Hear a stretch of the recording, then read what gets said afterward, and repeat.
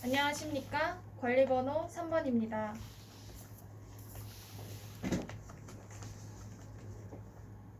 구성형 문항 답변 드리도록 하겠습니다. 울산교육은 단 한 명의 아이도 포기하지 않는 책임 있는 공교육을 강조하고 있습니다. 그러나 교육 경쟁이 과열되면서 사교육 돌풍이 초등학교에도 전이되며 다양한 문제가 발생하고 있습니다. 이에 늘 배우고 성장하길 원하는 예비 울산 교사로서 이에 대한 해결점을 찾고 학생의 흥미를 높일 수 있는 방안까지 말씀드리도록 하겠습니다. 우선 이 제시문의 상황에서 학생 흥미가 낮은 원인에 대해 두 가지 말씀드리고 흥미를 높일 수 있는 방안을 각각 말씀드리겠습니다. 첫째, 학생들이 이미 선행학습을 진행하였기 때문에 수업에 집중하지 못하고 있습니다. 아이들이 이미 사교육으로 다 선행학습으로 배운 내용이기 때문에 새롭지 못하고 이미 알고 있는 내용이라서 흥미를 갖지 못하고 있습니다. 이에 대한 흥미를 높일 수 있는 방안으로는 공교육의 질을 높이는 것입니다. 미리 선행학습을 완료한 사교육에서는 하지 못하는 다양한 수업 기법을 활용할 수 있습니다. 예를 들자면 직소와 같은 협동학습을 활용한다거나 놀이를 활용한 수업을 통하여서 아이들에게 유익하면서도 흥미있는 수업을 제공할 수 있습니다. 두 번째 흥미가 낮은 원인은 교사가 결국 학생들의 흥미를 파악한 수업을 하지 못하였기 때문입니다. 만약 아이들이 선행학습을 배운 내용이라 할지라도 교사가 아이들의 흥미를 파악하여서 이를 수업에 적용하였다면 학생들은 집중력 있게 흥미를 가지고 수업에 참여할 수 있었을 것입니다. 이에 대한 해결 방안으로는 교사가 면밀히 관찰하여 각 학생들의 흥미를 파악하는 일입니다.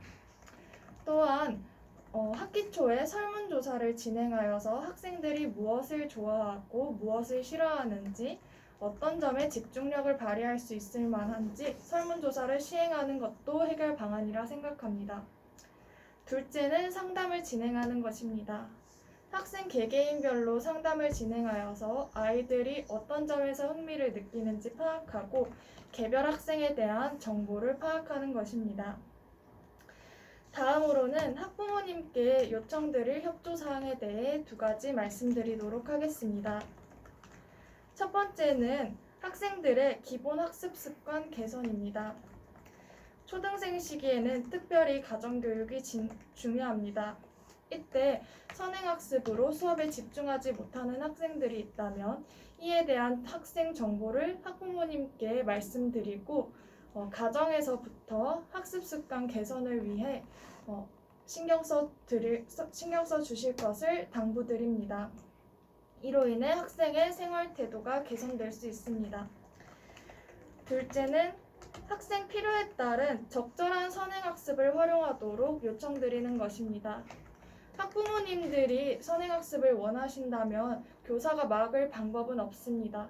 그렇지만 학생들이 수업에까지 집중을 못하는 정도라면 이에 대한 정보를 학부모님께 말씀드리고 공유드리며 학생들이 수업에 집중할 수 있을 정도의 적절한 사교육을 진행할 것을 당부나 협조 요청을 드릴 수는 있다고 생각합니다. 교육이란 결국 아이들에 대한 관심과 사랑에서 시작한다고 생각합니다. 따라서 좋은 교사란 지적 능력에 앞서 학생들의 필요를 이해하고 학생들의 흥미를 반영할 수 있는 양질의 수업을 제공하는 것이라 생각합니다. 이에 저는 단 한 명의 아이도 포기하지 않는 책임 있는 공교육을 실현할 수 있는 울산교사가 되고 싶습니다. 이상입니다. 즉답형 문항 확인하고 답변 드리겠습니다.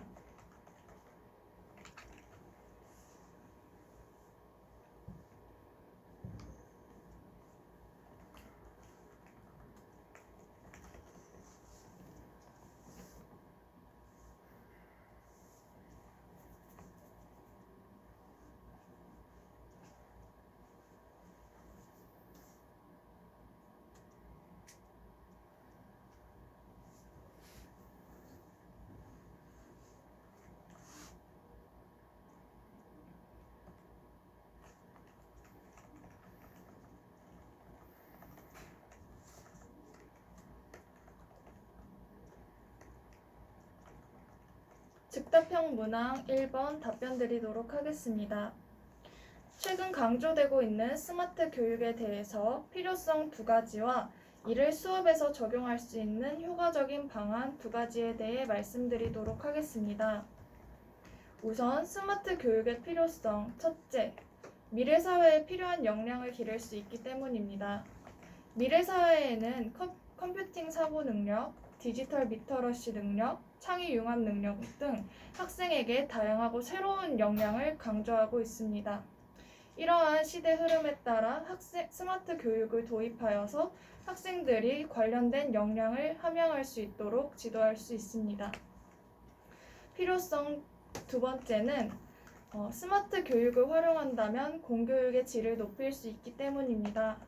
다양한 스마트 교육 안에는 다양한 교수 방법 그리고 다양한 정보가 담겨 있습니다. 이를 교사가 적절히 활용하고 수업 내에 적용한다면 아이들에게 조금 더 양질의 교육을 할 수 있습니다. 이에 수업에서 활용할 수 있는 방안 2가지 말씀드리겠습니다. 첫째, 디지털 교과서를 도입하는 것입니다. 이미 많은 학교에서도 도입되었지만 디지털 교과서를 보급하여서 현재 코로나 시대와 같이 아이들이 직접 대면하지 못하고 경험하지 못하는 것을 경험하게 할 수 있습니다. 예를 들자면 디지털 교과서에 AR, VR 등을 활용하여서 학생들에게 조금 더 생생한 교육을 진행할 수 있습니다.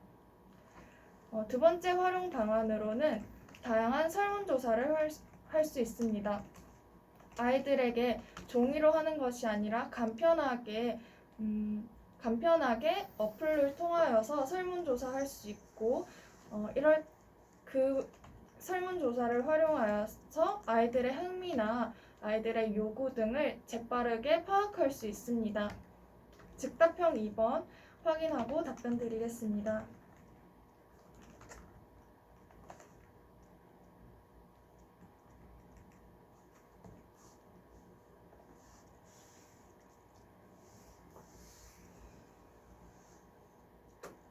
즉답형 2번 문항 답변 드리도록 하겠습니다. 김 교사의 생활 지도 방법의 문제점 2가지와 이에 김 교사가 갖추어야 할 인성적 자질 2가지에 대해서 말씀드리겠습니다. 김 교사의 생활 지도 방법 문제 첫째는 모든 학생이 있는 학급 전체가 있는 상황에서 관련 학생을 혼내었다는 것입니다. 이는 관련 학생이 문제 행동을 한 것과 별개로 수치심을 느낄 수 있는 행동이고 또한 다른 학급 구성원들에게도 좋은 악영향을 끼칠 수 있습니다. 두 번째 문제점은 스스로의 화를 참지 못하였다는 것입니다. 교사는 감정적으로 아이들을 대해서는 안 된다고 생각합니다.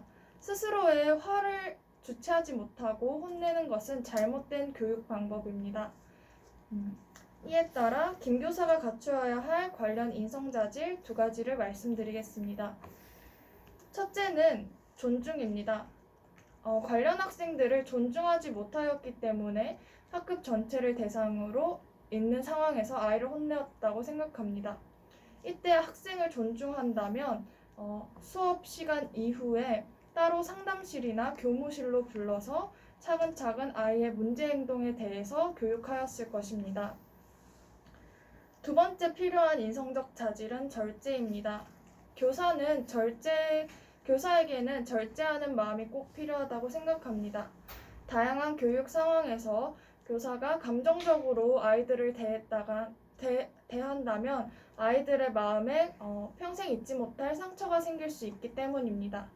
이에 따라서 교사는 최대한 자신의 감정을 절제하고 이성적으로 판단하여 아이들에게 꼭 필요한 교육을 실현하여야 할 것입니다.